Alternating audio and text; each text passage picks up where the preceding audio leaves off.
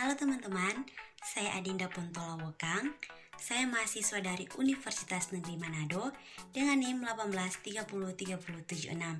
Saya semester 5 dan saya mengambil jurusan Pendidikan Ekonomi dan konsentrasi akuntansi. Video kali ini bertujuan untuk menuntaskan salah satu tugas dari mata kuliah Manajemen Pemasaran. Dan dalam video ini, saya menjelaskan secara singkat teori tentang brand and packing dan persaingan pasar.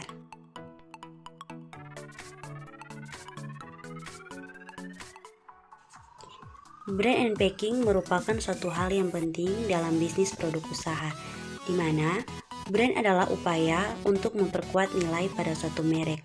Contohnya, dalam proses menentukan logo suatu produk, sedangkan packing adalah pengemasan suatu barang yang siap untuk dikirim atau didistribusikan ke tempat lain atau bisa disebut juga dengan pengepakan. Barang biasanya ditaruh dalam satu kotak atau yang lain sehingga barang tidak mudah rusak. Brand and packing merupakan suatu unsur yang mempengaruhi penjualan dan saling mendukung satu sama lain. Nah, jika dikaitkan dengan produk tertentu, maka brand dapat diterapkan pada kemasan atau packing untuk menambah nilai dari suatu produk sehingga dapat menarik minat konsumen. Materi yang kedua yaitu persaingan pasar.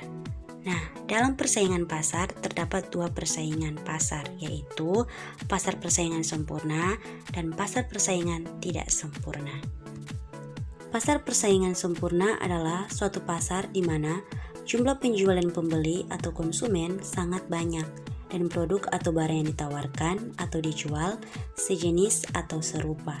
Contohnya, barang yang dijual pada bentuk pasar ini adalah beras, gandum, dan kentang. Pasar persaingan sempurna merupakan pasar di mana penjual dan pembeli tidak dapat memengaruhi harga, sehingga harga di pasar benar-benar merupakan hasil kesepakatan dan interaksi antara penawaran dan permintaan. Pasar persaingan sempurna memiliki ciri-ciri sebagai berikut. Yang pertama, banyak penjual dan pembeli. Kedua, kebebasan untuk membuka dan menutup perusahaan atau free entry and free exit. Ketiga, barang bersifat homogen. Keempat, penjual dan pembeli memiliki pengetahuan yang sempurna tentang pasar mobilitas atau perpindahan sumber ekonomi cukup sempurna. Dan yang kelima, kebanyakan perusahaan kecil. Yang berikut, pasar persaingan tidak sempurna.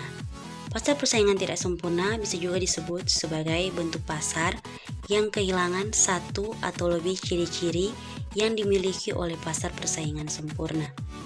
Dalam pasar persaingan tidak sempurna, peran dari pembeli dan penjual hilang.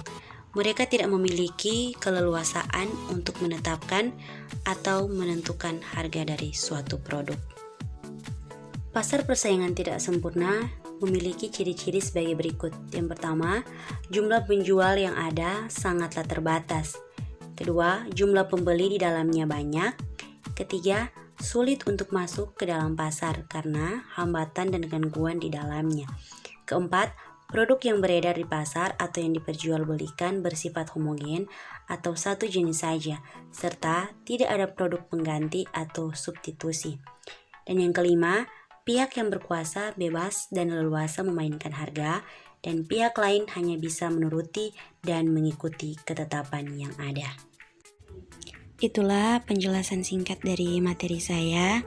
Semoga bisa bermanfaat bagi kita semua.